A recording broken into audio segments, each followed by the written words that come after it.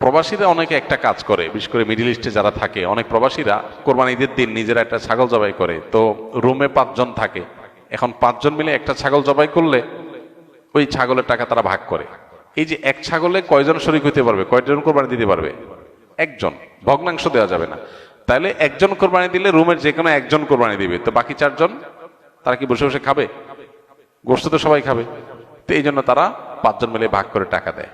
এখানে কারোরই আসলে কোরবানি হবে না, জবাই করা হবে, পশুর গোশত খাওয়া হালাল হবে, কিন্তু কোরবানি হবে না।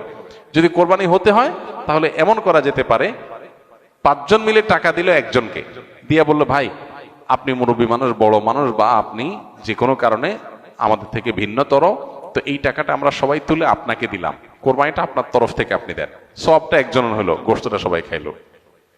বা এই বছর আপনার তরফ থেকে হলো, পরের বছর আমরা আবার সবাই টাকা পয়সা দিলাম, ভাই আরেকজন হলো, টাকা আপনাকে দিয়ে দিলাম আপনার তরফ থেকে হোক, কোরবানিটা একজনের হবে।